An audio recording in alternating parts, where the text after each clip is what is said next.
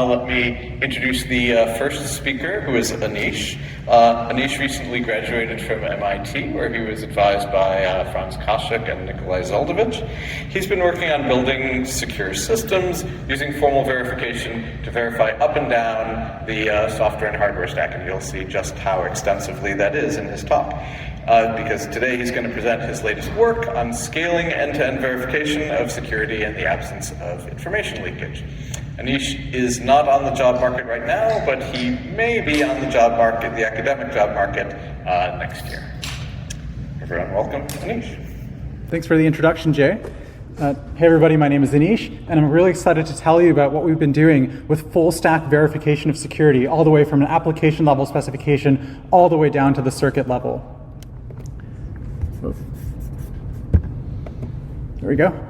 At a high level, the problem we're tackling is bugs across the stack that cause security vulnerabilities. They're software bugs, they're hardware bugs, they're these nasty little things called timing side channels that are really hard to eliminate from systems, and these lead to issues, right? Lead to vulnerabilities, lead to attacks. And as one example of one class of bugs that pervades the stack, let's take a closer look at timing vulnerabilities. So you can have bad software like the classic non-constant time code, such as code that branches on a secret and leaks information through timing.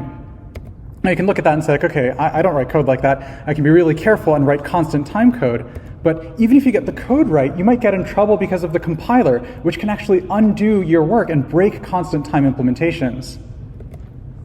And going further down the stack, even if you're very careful at the software level, the hardware level can introduce timing bugs and security vulnerabilities through microarchitectural side channels. And so this is just one example of a class of bugs that pervades the stack.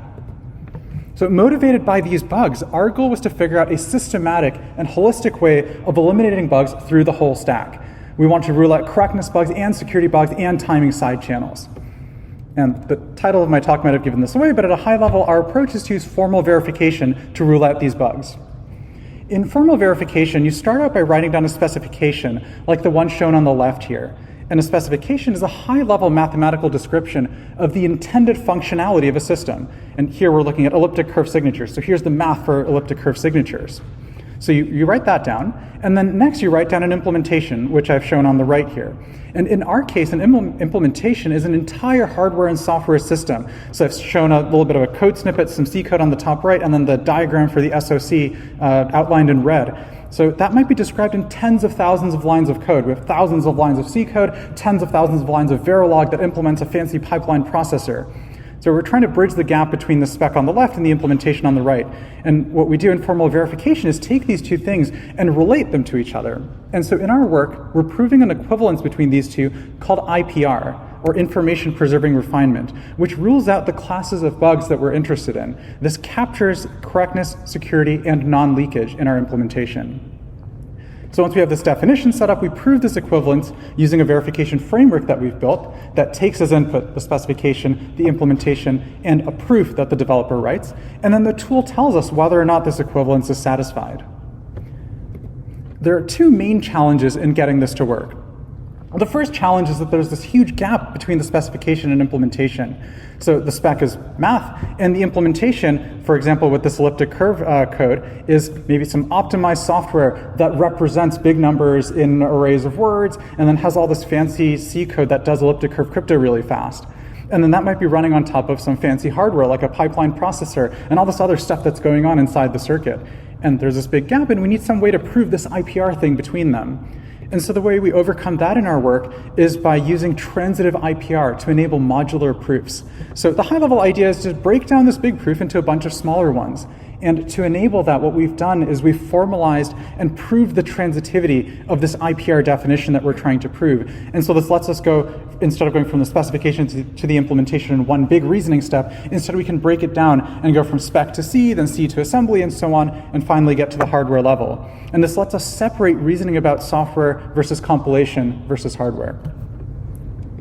The second challenge in getting this to work out is that there's been a lot of prior work that's looked at similar stuff, like how do you go from spec to C or how do you go from C to assembly, and there are all these different ways of thinking about these equivalences, like pre and post conditions for software, or compiler correctness for compilers, or non-interference for proving certain types of security properties. So there's all this stuff out there. How do we unify these and capture all of the properties we care about? We want to do correctness and security and timing across the stack. And so the way we overcome that second challenge is by using IPR as the common framework or the common language of reasoning. We have this consistent way of thinking about equivalences across the stack. And so we do two things. We have two different types of proof techniques for IPR. One class of proof techniques that lets us lift some of the existing proofs that are already out there, like pre- and post-condition style proofs, into the language of IPR. And so we use that wherever possible, like with software and with compilers. And when that's not possible, we introduce new techniques. So we have a completely new way of verifying hardware that we introduce in our work. So in summary, our key contributions are transitive IPR, which lets us scale up proofs of IPR with modularity, and then these proof techniques that let us prove IPR across the software and hardware stack. And we've taken these techniques and implemented them in a verification framework called Parfait, and then we've applied this framework to verify several hardware security modules, including our biggest example, which is an ECDSA signing HSM. So here the implementation is thousands of lines of code running on top of tens of thousands of lines of hardware, and we bridge the gap from that implementation to the succinct specification that's just written 40 lines of code on top of the specs from Hacklestar, and we rule out correctness bugs, security bugs, and timing side channel leakage, all the way down to the digital wire I/O level. We're excited about HSMs because they're one example of a hardware and software system where security is really important. And they're used in applications like certificate signing, where the HSM protects the private key. And there are tons of these devices out there used in different kinds of applications. So an important target to verify. So let's take a closer look at how IPR helps us rule out bugs in the implementation of HSMs. So on the left here, I've expanded out, and I'm actually showing a more concrete specification here. Here on the left is how we write specifications for our HSMs. And this one is the spec for our ECDSA signature HSM. It exposes two operations, initialize and sign. And our interaction model at this level is what we call a whole command state machine. So in spec land, the only observables are function calls and return values.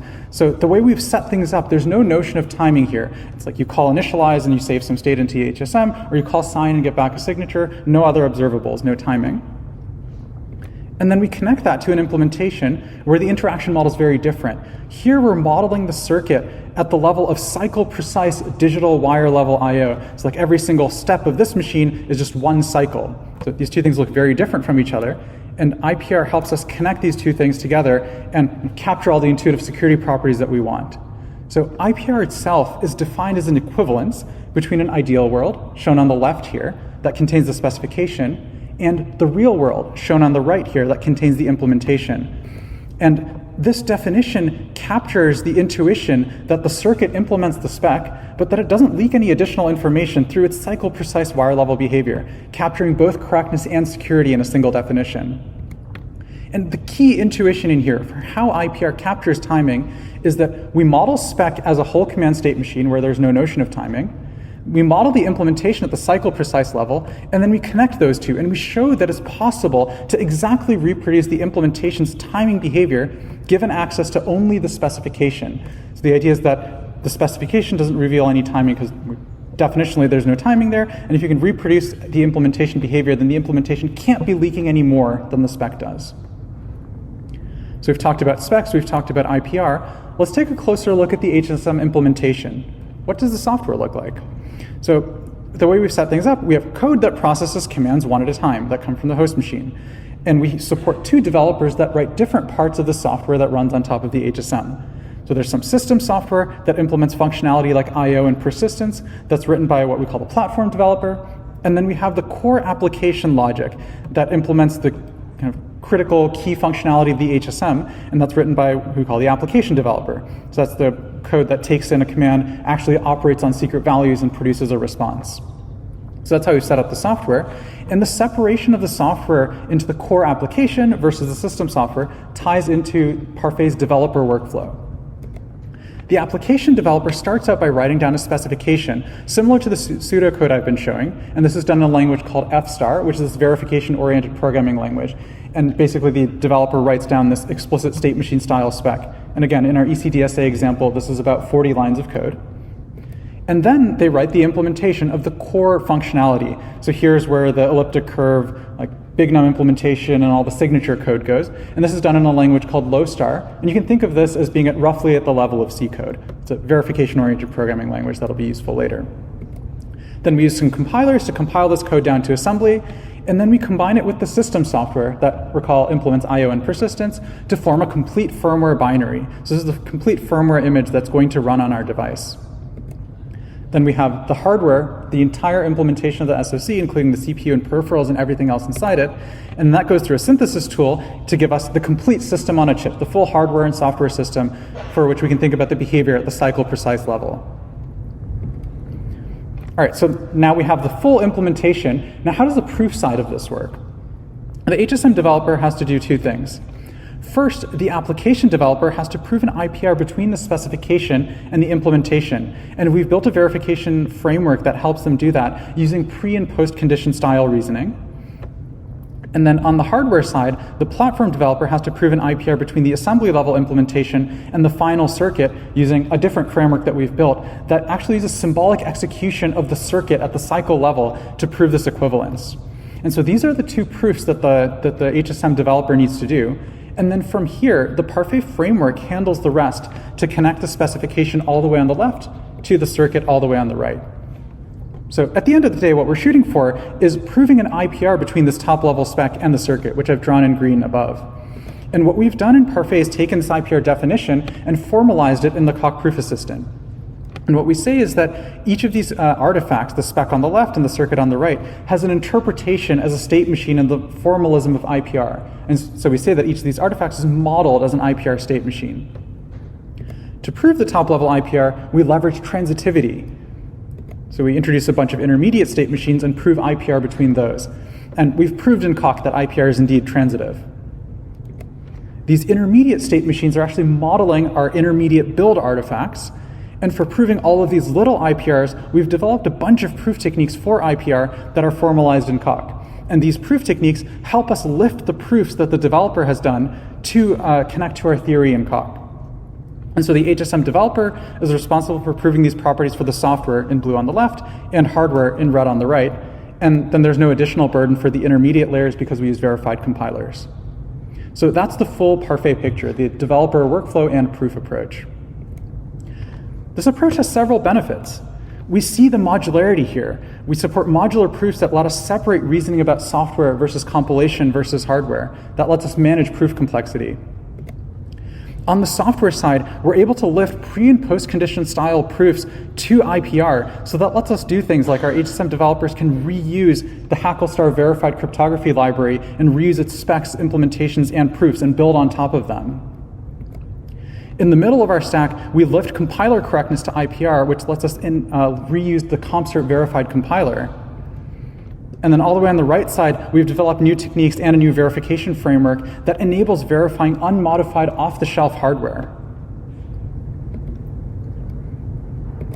Now, let's talk about what the Parfait framework implementation itself looks like. We have 100 lines of code making up a tiny framework for software verification. Then we have a modification to CompCert that lets us dump some intermediate state that we can consume downstream. And then we have our hardware verification framework, which is written in about 8,000 lines of racket code on top of the Rosette symbolic execution library. Then we have 3,000 lines of theory written in Coq.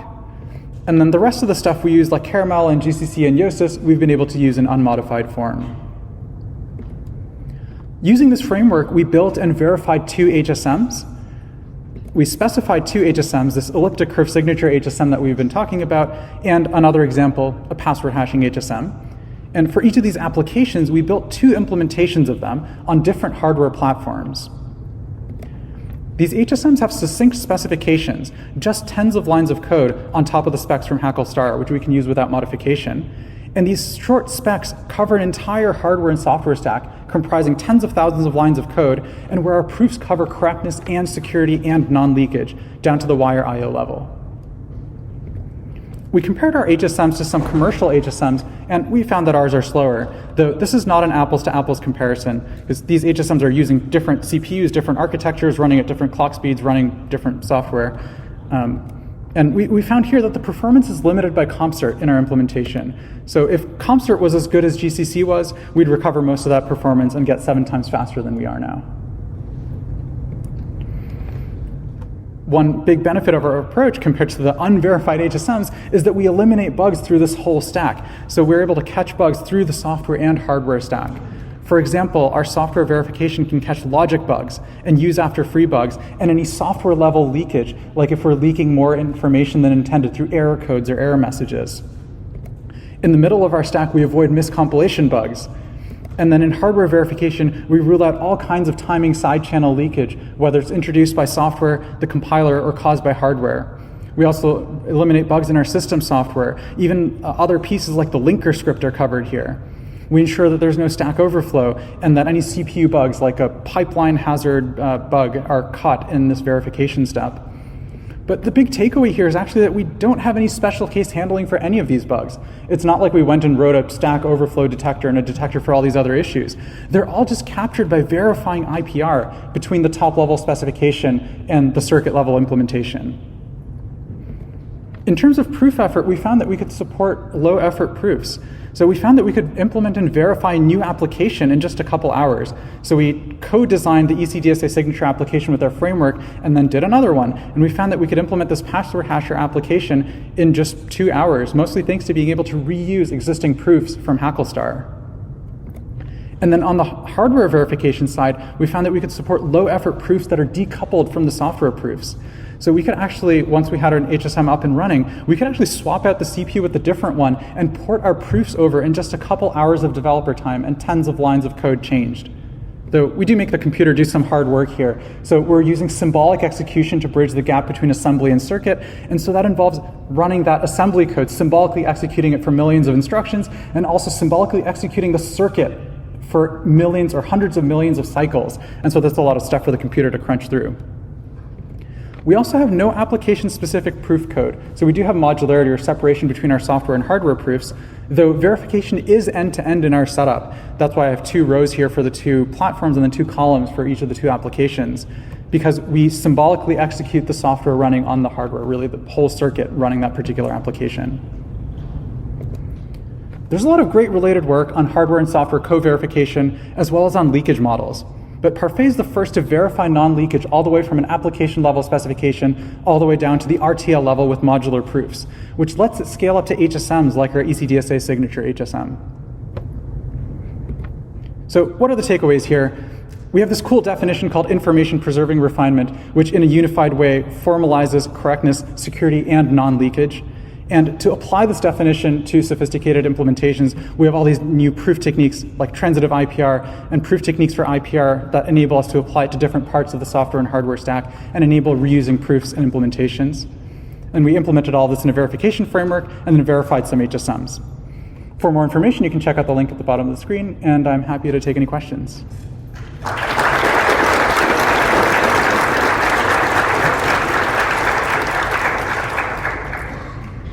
As you come to the microphone to ask questions, please remember to say your name and your affiliation.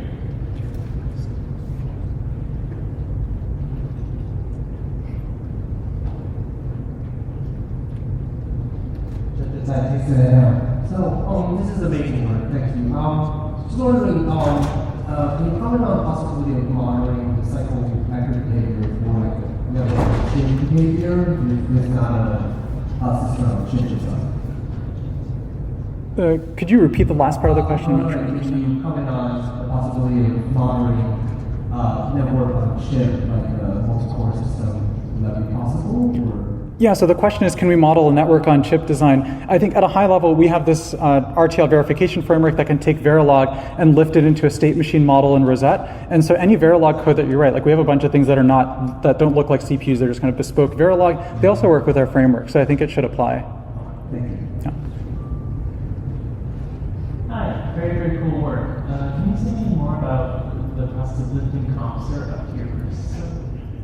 Yeah, so the question is, can I say more about lifting CompCert up to our proof system? So let me pull up a slide that I can use as a background here. Yeah, so the way we connect between CompCert, which is written in Coq, and our hardware verification framework, which is written in Rosette, is that we've actually implemented the CompCert RISC-V assembly semantics in Rosette. So we dump the RISC-V assembly from CompCert as JSON, load that up into Rosette, and then we can symbolically execute that there, and that's how we bridge the connection between the two. Okay, got So do you still rely on CompCert's underlying proof of correctness of the translation between C and that assembly, or have you effectively reproduced or ingested that proof in some way? Yeah, so the second question is, do we rely on CompCert's correctness proof from C to assembly? Yeah, absolutely. So that's part of our overall proof. It's like we get compiler correctness, we leverage that from CompCert, and then we show that that implies some properties that are then sufficient to give us IPR. So we are relying on that. There's no mechanized connection between these pieces. So we have the COP code, and we have the Rosette code, and we have the stuff from CompCert, and you have to kind of read our on-paper argument to see why that fits together. While you take the next question, Zachary, can you start? Armin Bakir from University of Michigan, great work.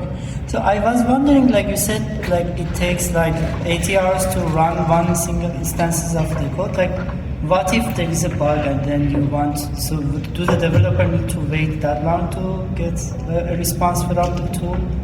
Yeah, that's a great question. So the question is, you have to wait 80 or 100 hours for this to complete. What if there's a bug? Do you have to wait 100 hours? Is that a slow development cycle? So the answer is no. We have more details on that in our paper, but we have a couple tricks that we use to speed this up greatly. At a high level, the intuition there is that you can tweak some of the things. Like if you have a big for loop, you can, instead of running for like 1,000 iterations, you can run that C code for like 2 iterations and often catch many of the timing issues that are like deeper down. So you can make tweaks like that, get everything working there, and then kind of reset the code back to the original version, and then run the final verification it should go through. And we have details on that in our paper. Okay, that's great. Thank you.